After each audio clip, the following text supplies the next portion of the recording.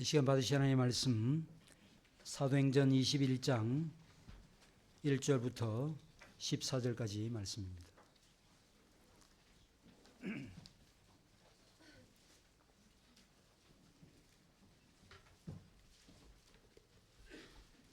사도행전 21장 1절부터 14절까지 말씀 보겠습니다.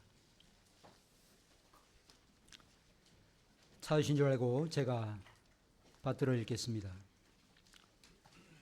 우리가 그들을 작별하고 배를 타고 바로 곳으로 가서 이튿날 로도에 이르러 거기서부터 바다라로 가서 베니게로 건너가는 배를 만나서 타고 가다가 구브로를 바라보고 이를 왼편에 두고 수리아로 항해하여 두로에서 상륙하니 거기서 배 짐을 풀려 함이로라. 제자들을 찾아 거기서 이래를 머물더니 그 제자들이 성령의 감동으로 바울더러 예루살렘에 들어가지 말라 하더라. 이 여러 날을 지낸 후 우리가 떠나갈새 그들이 다 그 처자와 함께 성문 밖까지 전송하거늘 우리가 바닷가에서 무릎을 꿇어 기도하고 서로 작별한 후 우리는 배에 오르고 그들은 집으로 돌아가니라.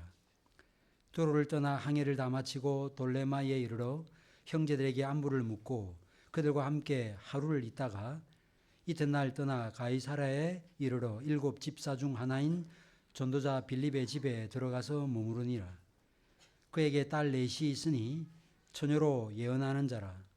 여러 날 머물러 있더니 아가보라 하는 한 선지자가 유대로부터 내려와 우리에게 와서 바울의 띠를 가져다가 자기 수족을 잡아매고 말하기를 성령이 말씀하시되 예루살렘에서 유대인들이 이같이 이 띠 임자를 결박하여 이방인의 손에 넘겨주리라 하거늘 우리가 그 말을 듣고 그곳 사람들과 더불어 바울에게 예루살렘으로 올라가지 말라 고나니 바울이 대답하되 여론이 어찌하여 울어 내 마음을 상하게 하느냐.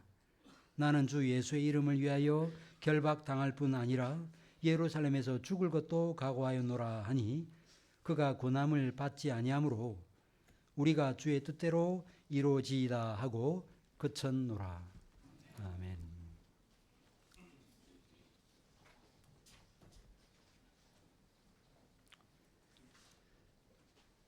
신자의 신앙생활을 두 단어로 정리하면 살아남과 살아감이라고 할 수 있습니다. 허물과 죄로 죽었던 사람이 살아나서 하나님을 대하여 하나님을 향하여 살게 되는 것이 신앙생활이라고 할 수 있습니다.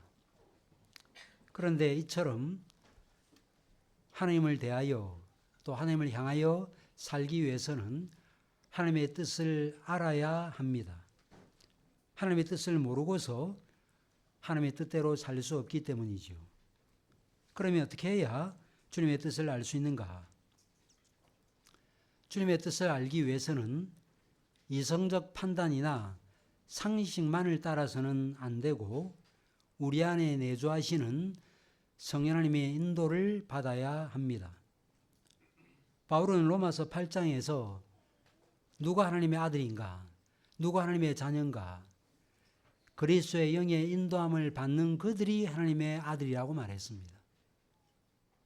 교회 다니면 하나님의 아들이 되는 게 아니고 물론 당연히 출석하여 말씀도 가까이 하고 예배해야 되겠지만 우리가 그리스도인이라고 하는 그 분명한 내적 증거는 내가 그리스도의 영의 인도를 받느냐 그렇지 않느냐 하는 그것이 유일한 판단 기준이라고 말씀하고 있습니다. 바울은 본래 그리스도인들을 잡아다가 재판에 넘기는 일을 했던 마치 종교 경찰과 같은 사람이었습니다. 그랬던 그가 그 일을 수행하기 위해서 다메섹으로 가던 도중에 부활하신 그리스도를 만나게 되고 이후로 바울의 삶의 목적과 가치는 완전히 바뀌게 되었습니다.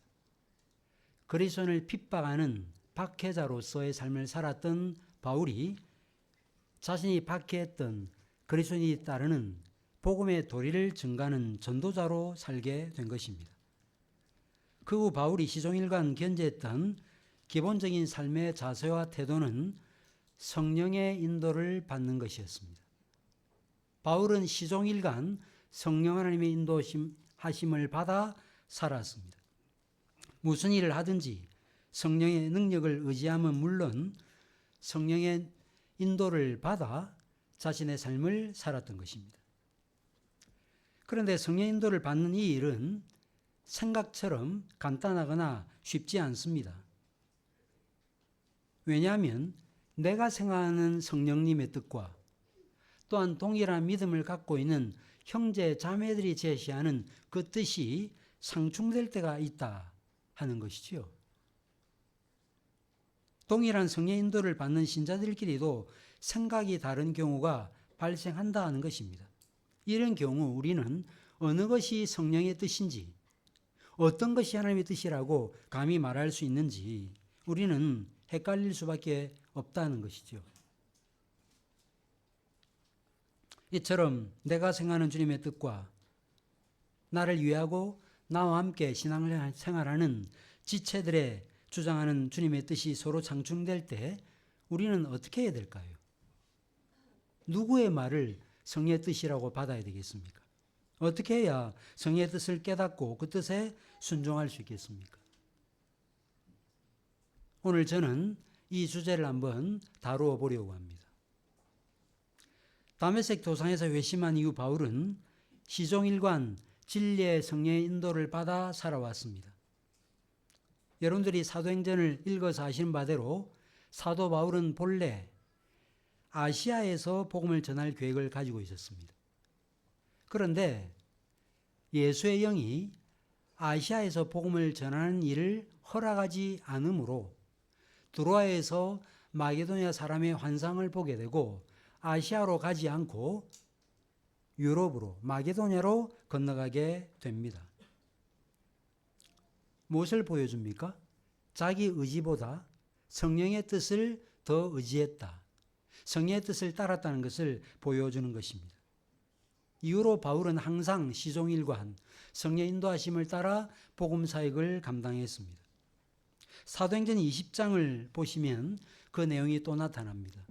밀레도라고 하는 곳에서 에베소에 있는 장로들을 불러다가 그들에게 권면하고 작별 인사를 나눈 다음 예루살렘으로 올라갈 계획을 피력합니다. 뭐라고 말했는가? 보라, 이제 나는 성령에 매여 예루살렘으로 간다라고 말했습니다. 성령에 매여서 나는 예루살렘으로 간다라고 말했던 것입니다.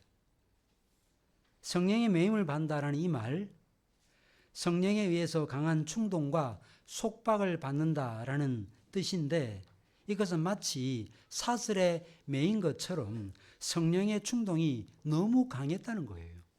그래서 예루살렘으로 가지 않으면 안 된다라고 하는 이 분명한 의식을 갖고 있었다는 말입니다. 그렇다고 이 말을 우리가 잘못 오해해서 바울은 전혀 원하지 않는데 성령께서 하라 하시니 억지로 예루살렘에 올라갔다라고 생각하시면 안 됩니다. 왜냐하면 빌립보서 2장 12절에 말씀하고 있는 바 하나님은 자신의 기쁘신 뜻을 우리 마음에 소원을 두고 행하는 분이시기 때문입니다. 이러면서 성령의 매여라는 이 말은 성령의 역사가 매우 강력했다 하는 뜻으로 이해되지 하기 싫은데 억지로 시켰다는 뜻으로 이해해서는 안 될 것입니다. 그런데 바울이 성령에 매여 이처럼 예루살렘으로 올라가는 그 과정이 순탄치 않았습니다. 앞서도 말씀드렸죠. 3차 전도여행을 마무리하면서 밀레도에서 에베소 장로들을 만나게 되고 그들에게 권면을 하고 눈물의 작별을 한 다음 배를 타고 우리가 앞서 살펴봤죠. 이것은 누가가 기록한 것인데 누가는 바울의 일행이었거든요. 그래서 생생하게 어떤 경로를 거쳐서 두로로 가이사랴로 오게 되는지를 쭉 설명하고 있습니다. 우선 몇몇 장소를 거쳐서 두로라고 하는 지역에 도착했습니다. 여러분들이 지도를 보시면 두로는 지중해 연안의 동쪽, 팔레스타인 지방으로 말하면 왼쪽 끝이 되겠죠. 위쪽에, 예루살렘에서 한 160km 위쪽에 위치한 항구 도시입니다. 거기에 도착을 한 것입니다. 거기서 7일 동안 머물게 되는데 이 두로에 살고 있었던 그리스도인들 제자들을 만나게 돼요. 그런데 두로의 제자들이 바울에게 뭐라고 권면하는가 하면 예루살렘에 올라가면 당신은 결박을 당하게 되고 당신은 어려움을 겪게 된다. 그러니 예루살렘으로 올라가지 말라고 권면했던 것입니다. 예루살렘에 올라가면 환난을 당하게 될 것이라는 사실을 두로의 제자들이 처음 말했던 것이 아니었어요. 앞서 말씀드렸잖아요. 이미 바울은 성령으로부터 계시를 받았어요. 그래서 에베소 장로들에게 뭐라고 말을 했습니까?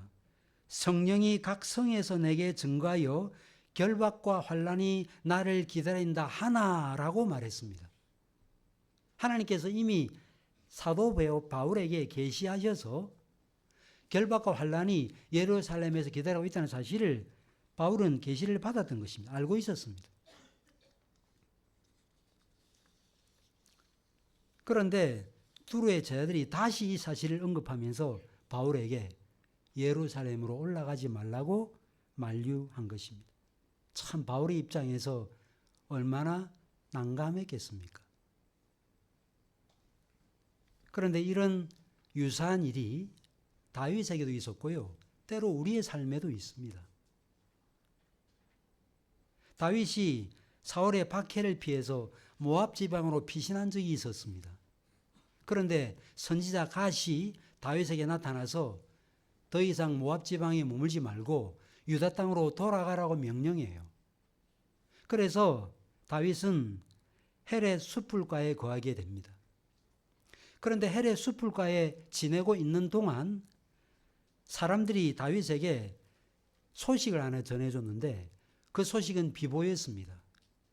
블레셋 사람들이 그일라 지방에 와가지고 재물을 탈취하고 사람들 다 사로잡아 가버렸다는 이 소식을 접하게 됩니다. 그러자 다윗이 여호와께 묻습니다. 제가 지금 그일라로 올라가서 그들과 싸워야 되겠습니까? 라고 여쭈었어요. 그때 하나님께서 그일라로 올라가라고 대답해 주셨습니다. 그러자 다윗 참모들이 뭐라고 지금 말하는가? 지금 사울의 박해를 받아가지고 지금 외국에까지 망명 갔다가 하나님께서 다시 돌아가라 그래가지고 겨우 경계지역에 와서 지금 전전긍긍하며 숨모어서 지내는 이 판국에 아니 그일라 사람들이 지금 어려움을 겪었다고 해서 우리가 만약에 거기 쳐들어가서 그들과 전쟁을 벌이면 우리의 정체가 완전히 드러나는 거 아니냐. 그래서 그일라로 올라가서는 안 된다고 말했어요. 그런데 다윗이 다시 여호와께 묻게 되고 여호와께서 동일한 말씀을 다윗에게 하시죠. 그일라로 올라가라고 말씀하십니다. 결국 어떻게 합니까?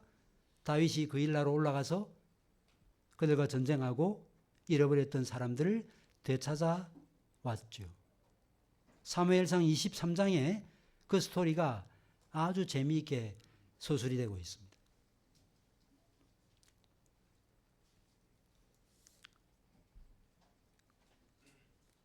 기름 부음 받은 다윗이 동족을 그일라 주민을 블레셋 사람으로부터 구해내는 것이 주님의 뜻일까요? 아닐까요? 당연히 주님의 뜻이죠. 여러분들 기름 부음을 받은 사울과 다윗의 다른 점이 뭡니까? 다윗은 언제든지 자기 동족이 이방 나라의 압자에 있다는 그 소식을 전해드리면 언제든지 일어나서 그들을 구해냅니다. 사울은 그런 전쟁에 미온적이에요. 아말렉 사람을 다 죽이라 그래도 다 죽이지도 않습니다. 우리가 신앙생활을 어떻게 하면 잘할 수 있습니까? 매번 계시가 필요하고 매번 하나님의 뜻을 묻는 것이 필요하고 매번 헷갈리고 항상 그러면서 우리가 신앙생활을 합니까? 잘 살펴보시면 우리가 어려움을 겪는 것은 하나님의 계시와 뜻이 불명하기 때문이 아니에요. 믿는 신자가 어떻게 살아가야 되는지 성경은 밝히 말씀합니다. 그런데 왜 우리가 때로 어려움을 겪습니까? 욕심, 우리 생각, 인간의 편견, 자신의 이성에서 나온 생각, 이런 것들로 우리 마음이 혼란스럽기 때문에 지지부진한 신앙생활을 하게 된다는 것입니다. 주의를 지키는 것이 하나님의 뜻입니까? 주의를 지키지 않는 것이 하나님의 뜻입니까? 말해봐야 뭐합니까? 당연하잖아요. 그러면 주의를 지키기 위해서 기도하는 것이 맞죠. 그런데 이번 한 번만 봐주시면 제가 그 다음에는 어떻게 하겠다. 과연 이런 기도를 할 이유가 있겠습니까? 그런 식의 기도를 하나님께 할 이유가 뭐가 있겠나요?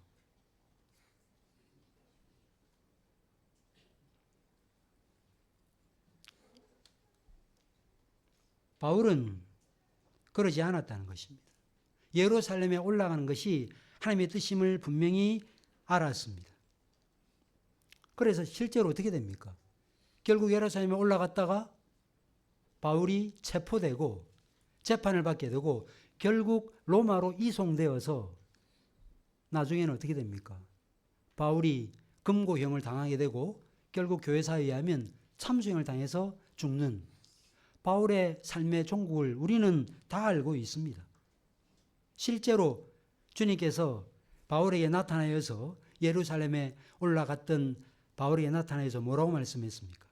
담대하라. 내가 예루살렘에서 나의 일을 증거한 같이 로마에서도 증거해야 하리라고 말씀했습니다. 이것은 예루살렘에 올라가는 것이 주님의 뜻임을 분명히 보여주는 거예요. 그런데 두로의 제자들이 지금 바울이 예루살렘에 올라가려고 하는데 예루살렘에 올라가면 결박과 환란이 기다리고 있으니 올라가지 말라고 간곡히 만류했습니다. 본문 4절을 보시면요. 그 제자들이 성령의 감동으로 바울대로 예루살렘에 들어가지 말라고 말했다고 되어 있어요. 성령의 감동을 받은 제자들이 올라가지 말라고 말한 거예요. 그러니까 바울을 만류한 것도 그러면 성령의 뜻인가라고 질문할 수 있을 것입니다. 과연 예루살렘에 올라가는 것이 주님의 뜻인가? 올라가지 않는 것이 주님의 뜻인가? 이어지는 상황을 보면 올라가지 않는 것이 성령님의 뜻이었던 것처럼 느껴질 수밖에 없는 상황이 펼쳐지고 있음을 알게 됩니다. 두로에서 7일을 지냈던 이 바울이 두로의 제자들과 작별하고 돌레마에서 하루를 보낸 다음 그 다음에 가이사라에 있는 전도자 빌립의 집에 거주하게 됩니다. 빌립에게는 딸 넷이 있었는데 딸 넷이 다 선지자였습니다. 자, 그런데 이런 상황 가운데 아가보라고 하는 사람이 유대에서 내려왔어요. 그러면서 바울의 띠를 가지고 자기 수족을 잡아매고 이 띠 임자가 예루살렘에 올라가면 결박과 환란을 당하게 될 것이라고 말했습니다. 근데 이 아가보가 어떤 사람이냐면 사도행전 11장을 보면 천하의 흉년이 들게 될 것이라 예언했던 사람인데 이 아가보의 예언대로 흉년이 들게 되거든요. 그래서 예루살렘도 흉년을 맞이하게 되고 결국 그래서 지금 바울이 예루살렘에 올라가려고 했던 이유 중에 하나가 뭐냐면 이방 사람들의 구제연금을 모아가지고 지금 예루살렘에 올라갈 참이었던 거죠. 그런데 이런 상황에 공신력 있는 믿을 만한 선지자가 바울의 띠를 수족을 잡아매고 이 띠 임자가 결박을 당하게 될 것이라고 예언했던 거예요. 에스겔이나 이사야, 예레미야, 오늘도 우리가 성경 교관을 살펴봤지만 구약 선지자들이 어떤 예언을 했습니까? 행동 예언을 했어요. 입으로만 예언하지 않고요. 몸으로도 예언을 했습니다. 뭐 토판을 만들어 가지고 뭐 무너지고 뭐 우리가 볼 때는 무슨 장난감 놀이 하나 싶은 그런 일도 했습니다. 뭘 우리에게 보여주는 거죠? 하나님의 예언이 얼마나 확실한지를 분명히 보여주는 것입니다. 앞서 두로의 제자들이 바울에게 예루살렘에 올라가지 말라고 권면했는데 유대로부터 내려온 이 선지자 아가보까지 이제 함께 목소리를 높였습니다. 이 띠 임자가 이방인 손에 넘겨져서 죽음을 당하게 될 것이라고 말했던 것입니다. 그런데 동료들까지 말이죠. 바울의 동료들이 말이죠. 지금 아가보가 이런 예언을 합니다. 바울 선생님 올라가지 마십시오. 그들도 만류하고 있습니다. 우리에게 뭘 보여주죠? 성령님을 통해서 하나님의 뜻을 깨닫게 되더라도 그 뜻을 자의적으로 해석할 수 있음을 보여주는 것입니다. 아가보가 그 예언을 한 것 자체가 잘못된 게 아니었어요. 실제로 그런 일이 일어날 것이 맞는 것입니다. 문제는 올라가지 말라고 만류한 바울의 일행들, 그 다음에 두로의 제자들이 문제죠.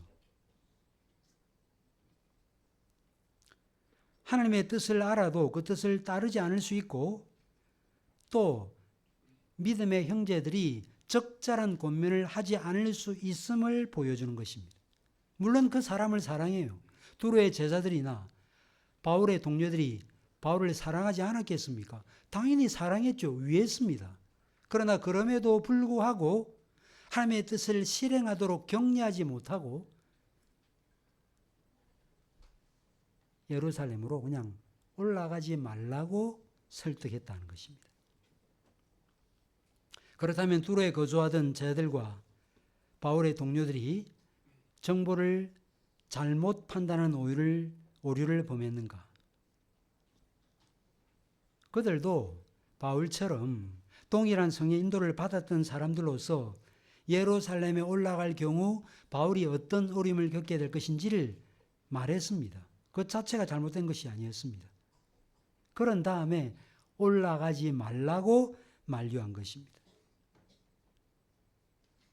신앙생활 하다 보면 이거 해야 될까 말아야 될까 그럴 때 구역 모임이나 혹은 가까운 사람들에게 자기 상황을 이야기하면서 넌지시 이 상황에서 어떻게 하는 것이 하나님의 뜻인지 코치를 받고자 하는 마음에 묻습니다.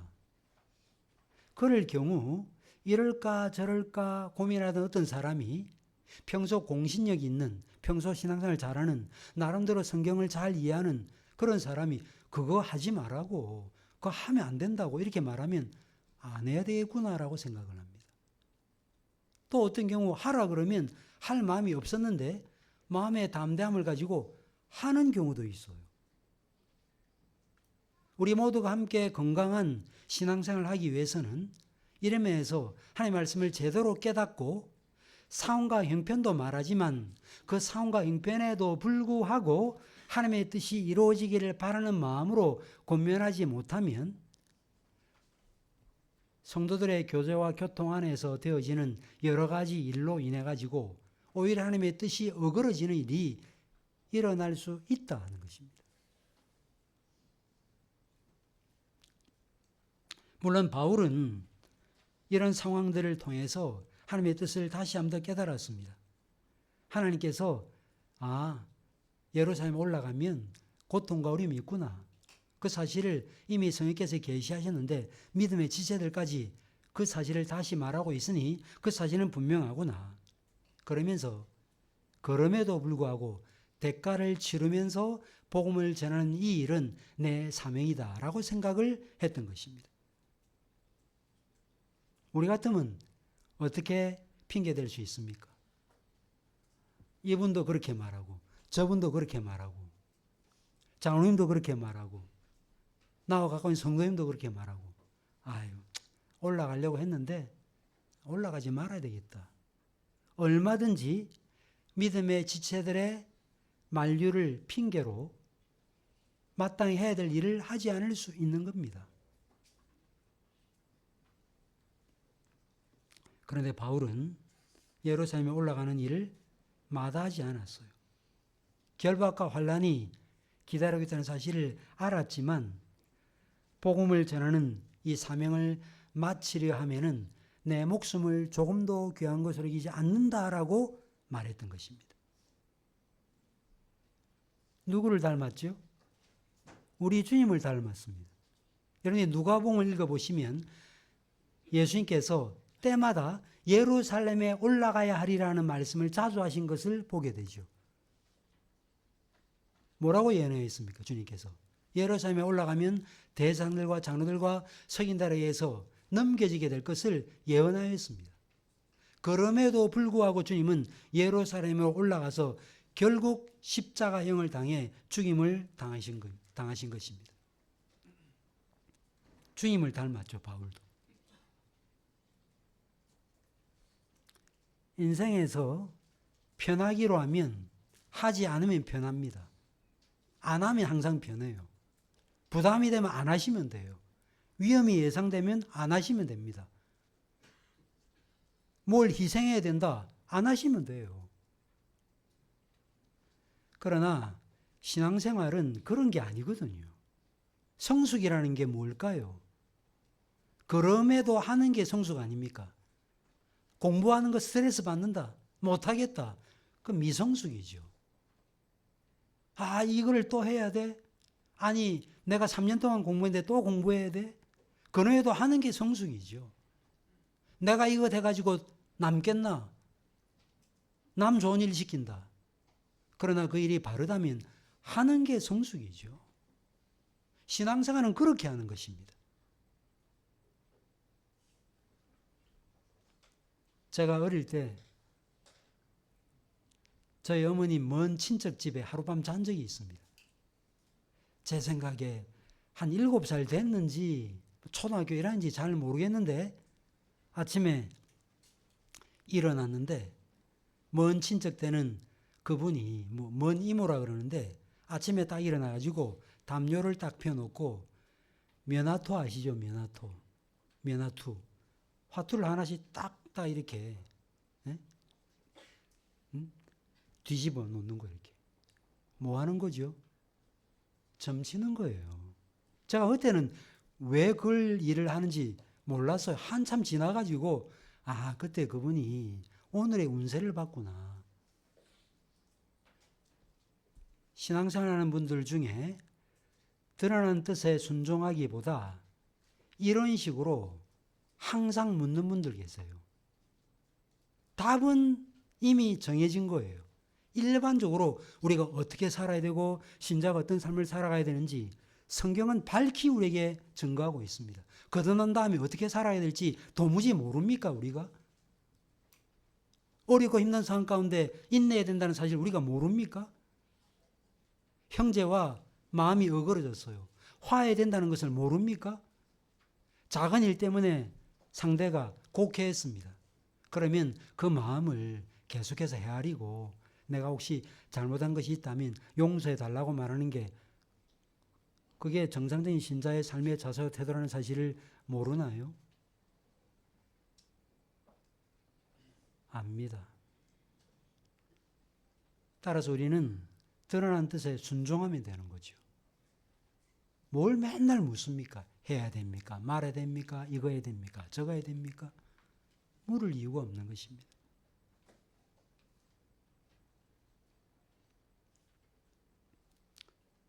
우리는 이 사건에서 성령의 예언을 받은 일에 있어 주의할 부분이 있음을 알게 됩니다. 주님의 뜻에 대해서 어떤 사람은 이렇게 말하고 또 어떤 사람은 저렇게 말할 때 무엇이 주의 뜻인지를 분별할 수 있는 분별력이 필요합니다. 그런데 이 분별력은 어떻게 생기는가? 기도원에 가서 오래 기도하고 오면 그 분별력을 갖게 되느냐? 그렇지 않습니다.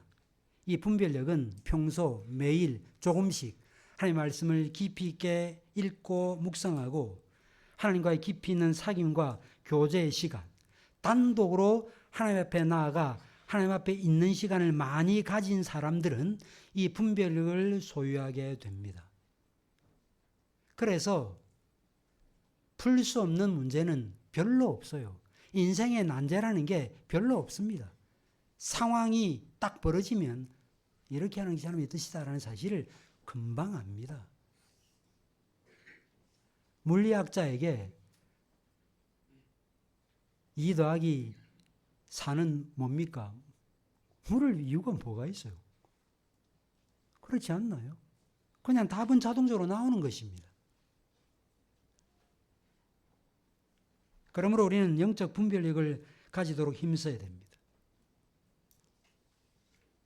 예언과 관계에서 그리스도인들이 주의해야 될 또 하나의 사실은 성경에 나오는 한 개인의 예언이 오늘날에도 지속될 수 있다라고 하는 생각입니다. 오순절 계통의 신자들, 때로 신비주의적인 신앙 컬러를 갖고 있는 분들이 이런 식으로 마치 오늘의 운세 구하듯이 큐티도 그렇게 해요.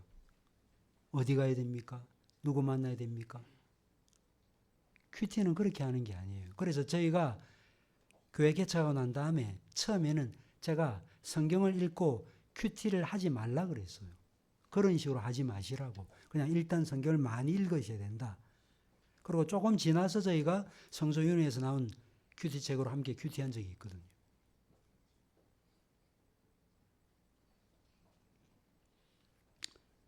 안타깝게도 개인 운명에 관해 예언하는 것을 지금도 가능한 것으로 여기는 분들이 있습니다. 그것도 성경을 오해한 것입니다. 성령의 감동을 받은 제자들이 바울에게 했던 예언들은 잘 보시면요, 바울 한 개인의 운명에 관계된 예언이 아니고요, 하나님의 전체적인 구속 역사와 관계된 예언이었습니다. 노아의 예언, 야곱의 예언, 개인을 두고 예언하잖아요. 그 예언은요, 개인에 대한 예언이 아니었습니다.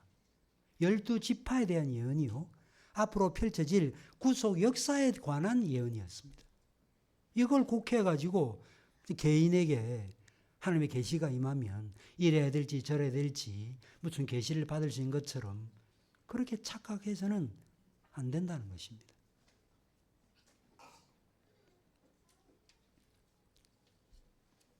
리차드 백스터가 이런 말을 했습니다.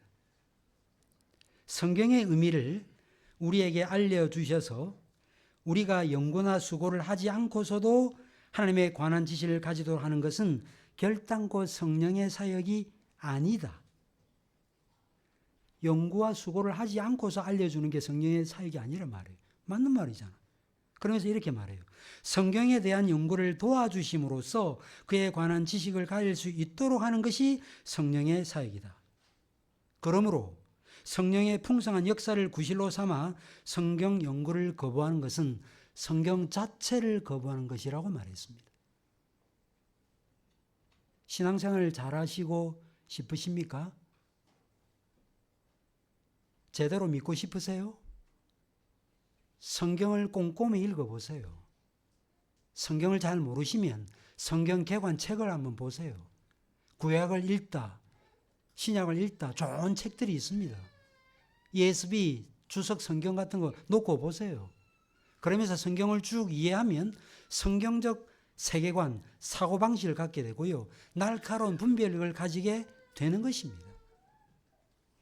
그러면 헛발질을 하지 않게 돼요. 하지 않아야 될 일을 하지 않게 돼요.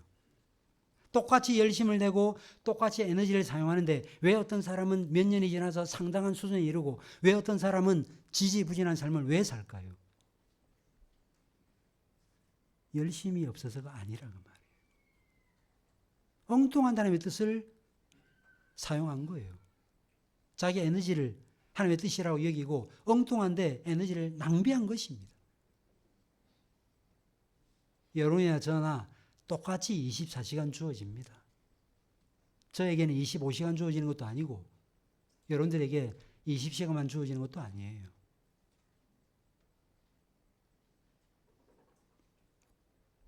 바울은 회심할 때 주님께로부터 받은 복음 전가의 사명을 처음부터 의식하고 있었습니다. 우리도 마찬가지예요. 바울과 같은 급격한 회심의 체험은 아니라 할지라도 거듭나고 난 다음에 신자는 어떤 삶을 살아가야 될지에 대한 안내를 성경 말씀을 통해서 받게 되어 있습니다. 그리고 성령께서 조명해 주심으로 그 말씀을 읽어나갈 때 그 말씀이 어떤 뜻인지를 가르쳐 주십니다. 그럴 때 우리는 하나님께 기도하면서 하나님, 주님의 뜻에 순종하는 삶을 살 수 있게 해달라고 기도해야 되는 것입니다. 때로 주변 상황이 하나님의 뜻을 실행하는 데 있어서 방해가 되고 어려움이 있어도 그것을 핑계로 주님의 뜻을 거스려서는 안 된다는 것입니다. 바울이 이런 사람이었기 때문에 자신을 가장 사랑하는 두로의 제자들이요 누가를 비롯한 바울의 일행들의 그 권면에도 불구하고 바울은 그 권면을 듣지 않고 성의 뜻에 순종할 수 있었던 것입니다.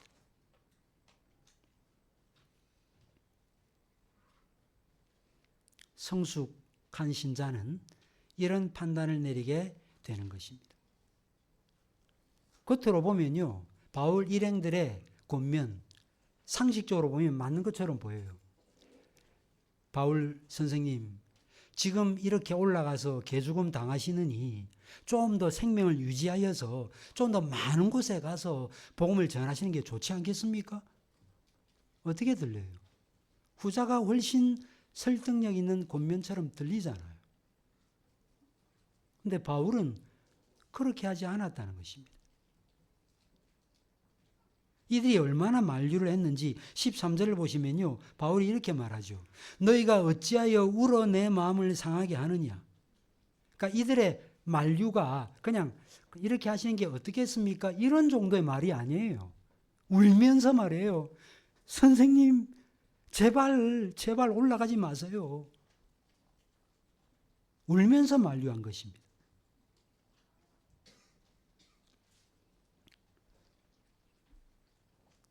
참 곤혹스럽죠.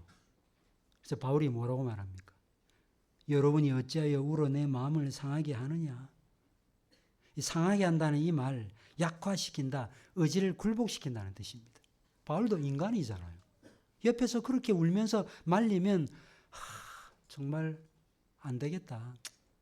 다음에 올라가지 뭐 이럴 수 있거든요. 얼마든지 그럴 수 있잖아요.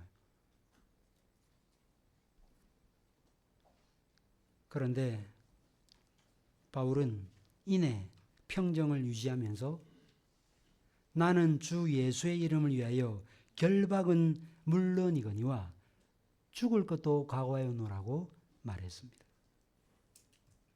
바울은 이미 사도행전 19장 21절에서 이미 자기 결심을 말했습니다. 이 일이 있은 후에 바울이 마게도냐와 아가야를 거쳐 예루살렘에 가기로 작정하여 이르되 내가 거기 갔다가 후에 로마도 보아야 하리라 하고 이미 바울은 예루살렘에 올라갔다가 로마까지 갈 생각을 갖고 있었다는 것입니다. 인간적인 강한 애정과 영적 신념이 상호 충돌할 때 영적 신념을 지키는 일은 쉽지 않습니다. 바울은 영적 신념으로 인간적 애정을 압도했습니다. 바울은 자신이 가진 영적 신념을 끝까지 사수한 것입니다. 예루살렘에 올라가서 구젠금을 모은 것을 전달하고 복음을 전해야겠다라고 하는 이 생각을 갖고 있었던 것입니다. 그래서 주변 상황에 이끌리지 않고 자신에게 주신 사명에 순종하기로 작정한 것입니다. 어떻게 그럴 수 있었는가? 어떻게 그럴 수 있을까요? 바울은 회심한 후부터 자기 생명을 지상에서 보존시키는 데 삶의 목적을 두지 않았습니다. 밀레도에서 장로들에게 이미 그 원칙을 말했습니다. 나의 달려갈 길과 주 예수께 받은 사명, 곧 하나님의 은혜 복음을 증거하는 일을 마치려 하면은 내 목숨을 조금도 귀한 것으로 여기지 않는다라고 말했다는 것입니다.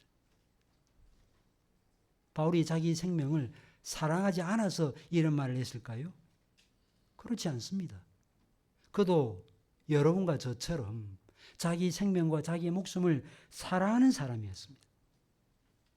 그러나 자기 삶의 목적을 생명 유지, 생명을 이어가는 데 두지 않았습니다. 여러분들 어떻습니까? 사랑하는 우리 현상교회 여러분. 여러분들은 삶의 목적이 무엇입니까? 가늘고 오래 사시는 겁니까?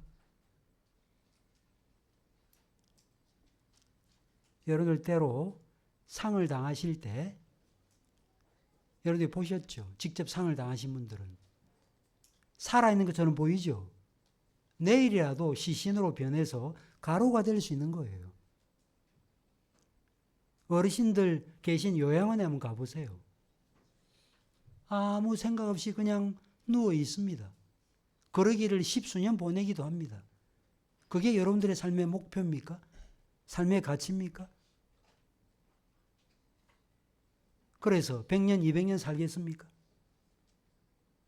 그렇지 않습니다. 우리 모두는 다 유한하기에 언젠가는 죽게 되어 있습니다. 따라서 우리가 건강하고 생명을 유지해야 될 필요가 있는 것은 단지 생명을 유지하기 위함이 아니고 우리를 거듭난 하나님의 백성으로 삼으시고 우리를 하나님의 친백성으로 삼으신 그 하나님의 부르심의 목적을 알고 그 뜻에 맞게 살기 위해서 오늘도 아침에 밥을 먹는 것이고 때로 운동도 하는 것입니다. 그게 삶의 목적이죠.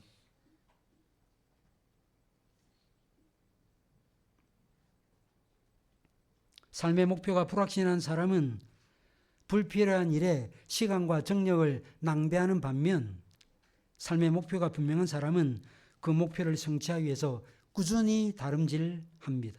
바울이 그런 사람입니다. 다메섹 도상에서 회심하고 난 다음 시종일관 그는 빚진 자의 심정을 가지고 복음을 전하기 위해서 애를 썼던 것입니다. 오늘 본문에 나오는 바울의 고백, 20장에 나오는 바울의 고백, 다 이런 자세와 태도에서 나온 것입니다. 결박당한다는 사실 나도 안다. 그러나 그럼에도 불구하고 나는 예루살렘에 올라가야 된다. 지금 예루살렘 교회가 기근으로 어림을 겪고 있는데 이방인들이 모은 구제헌금을 전달해야 되지 않겠는가? 그래서 결박과 환난이 기다리고 있다는 사실을 알지만 나는 올라간다라고 말했던 것입니다. 어떻게 그럴 수 있을까요? 삶의 목표가 분명했죠. 바울이 빌립보서 1장에서 뭐라고 말했습니까? 나의 간절한 기대와 소망을 따라 오직 아무 일이든지 부끄럽지 아니하고 이제도 전과 같이 온전히 담대하여 살든지 죽든지 내 몸에서 그리스도가 종기 되게 하려 하나니. 살든지 죽든지 그리스도가 종기게 되는 것이 내 삶의 목표 가치다. 바울은 그렇게 말했던 것입니다. 그렇기 때문에 환난도 핍박도 고통도 이겨낼 수 있었던 것입니다. 어떤 분들은 이런 고백을 보면서 어떻게 사람이 이럴 수 있느냐, 어떻게 죽는 것도 유익하다고 말할 수 있는가. 이거는 바울이기 때문에 가능한 고백 아니냐. 그러나 바울에게 해당되는 것은 우리에게도 해당된다는 사실을 기억해야 합니다. 바울이 로마서에서 뭐라고 말했습니까? 우리 중에 누구든지 자기를 위하여 사는 자가 없고 자기를 위하여 죽는 자도 없도다.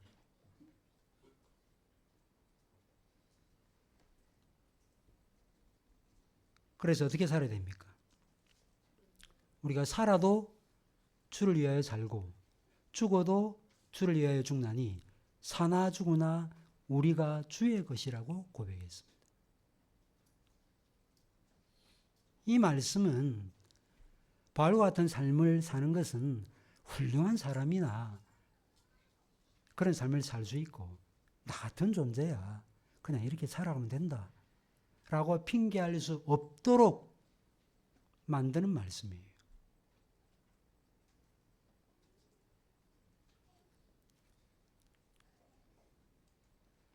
죽음은 마지노선이죠.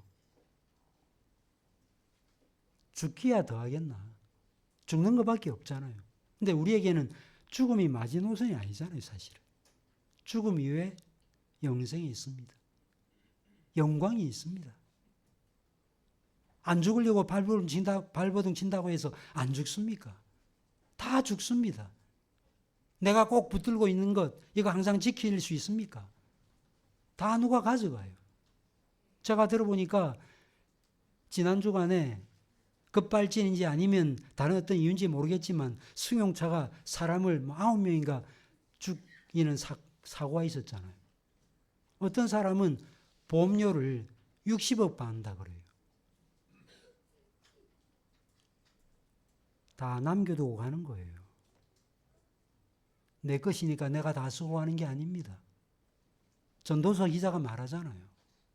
그러니까 그저 그냥 이 땅에서 발붙이고 좀 더 건강하게, 좀 더 풍요롭게 살기 위한 것을 여러분의 삶의 목적과 가치로 여기지 마시기 바랍니다. 그것처럼 비참한 게 없어요. 바울이 복음을 위해서 목숨까지 바칠 것에 대해서 말하자 바울의 동료들은 어떻게 반응했습니까? 주의 뜻대로 이루어지이다라고 말했습니다.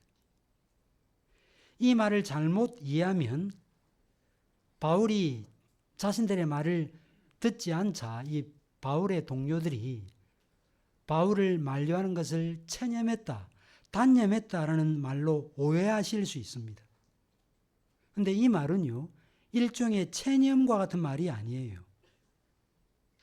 드러난 주님의 뜻을 겸허히 수행하겠다, 받아들이겠다라고 하는 자신의 의지를 나타낸 말입니다. 죽음을 각오하고 예루살렘으로 올라가기로 한 이 바울의 결정은 바울 한 개인의 무모한 결정이 아닌 모든 지체들이 함께 주님의 뜻으로 인정하고 수용한 것으로 받아들인다. 그래서 교회적 합의 안에서 그 일을 하게 된 거죠.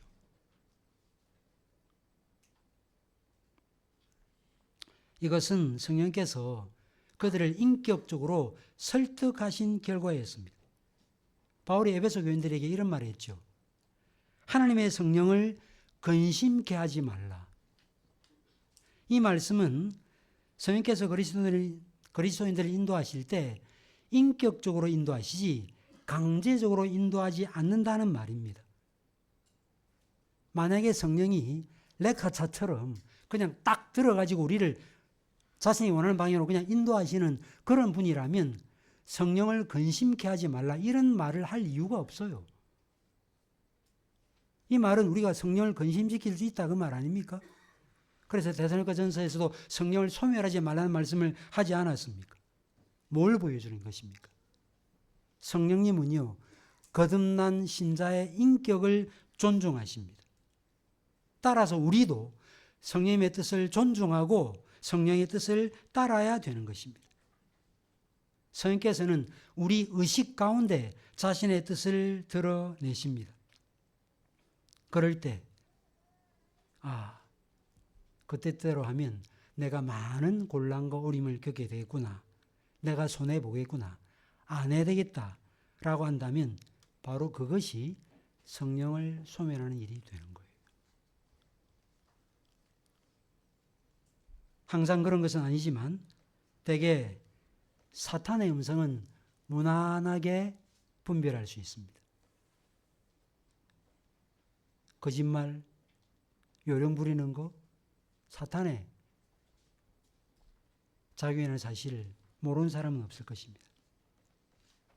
그러나 한 성령 안에서 교제하는 지체들이 그것도 나를 위하는, 우리를 위하는 그런 애정으로 어떤 권면을 할 때 내가 갖고 있는 뜻과 그분의 권면이 다를 때 하나님의 뜻을 분별한다는 것은 쉽지 않다 하는 것입니다. 이럴 때 그 상황에서도 주님의 뜻을 어떻게 분별할 수 있을까요? 앞서 제가 말씀드렸죠? 평소 말씀을 가까이 하고 신학서적 읽어가고 말씀을 깊이 묵상하고 하나님 앞에 조용히 머무는 시간들을 갖고 영적 사고를 하고 그렇게 살아가면 성경적 가치관, 세계관, 성경적 사고방식을 내 삶에 장착하게 되는 것입니다. 그러면 일반적으로 하나님의 뜻을 묻는다고 며칠씩 금식기도 하거나 하나님의 뜻인지 아닌지 기다리거나 용하다는 기도 원장에게 가가지고 기도를 받는다든가 하는 그런 일을 하실 필요가 없는 것입니다. 신자라면 평생 견제해야 되는 일반적인 그리스도인의 소명, 그리고 각 개인이 주께로부터 받은 개인적 소명. 저는 목사로 부름받았잖아요. 그죠? 여러분들은 때로 회사원으로, 교사로, 또한 여러 가지 은사와 달란트를 가져서 여러분이 갖고 있는 직책으로 부름을 받았습니다. 이처럼 그리스도인으로서 또 개인적 부름을 받은 사람으로서 주께로부터 받은 소명이 무엇인지를 분명히 하고 그것을 이루기 위해서 매 순간 성의 인도를 구하고 상황과 형편을 살피기보다 드러난 뜻에 순종하는 삶을 살아가는 우리 모든 교우들이 되시기를 간절히 바랍니다. 기도하겠습니다. 주신 말씀 우리의 마음에 깊이 새기고 이제 더 이상 상황과 형편과 처지만을 바라보는 기회주의자가 아니라 그럼에도 불구하고 주께서 나를 통해서 일하시고자 하는 뜻이 무엇인지를 분별하면서 그 뜻에 합당한 삶을 살아갈 수 있는 영적 분별력과 담대함을 허락하여 주시옵소서.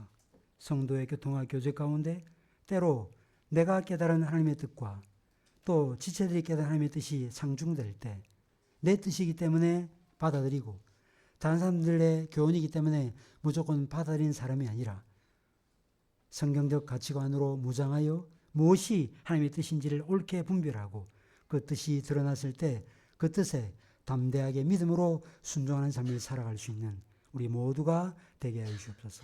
말씀을 가까이 하고 성령의 인도하심을 따라 살게 하시고 말씀을 볼 때마다 진리의 성령께서 그리스도의 뜻을 나타내시고 드러내심으로 그 뜻을 확연하게 깨닫고 더 이상 지지부진하고 더 이상 주저주저하는 이런 자리에 있지 않고 그 뜻을 깨달았으면 그 뜻에 과감하게 순종하고 자기 오늘 맡기는 삶을 살아갈 수 있는 하나님의 나라의 백성들이 될 수 있도록 인도하여 주옵소서. 우리 구주 예수 그리스도 이름으로 기도하옵나이다. 아멘. 시편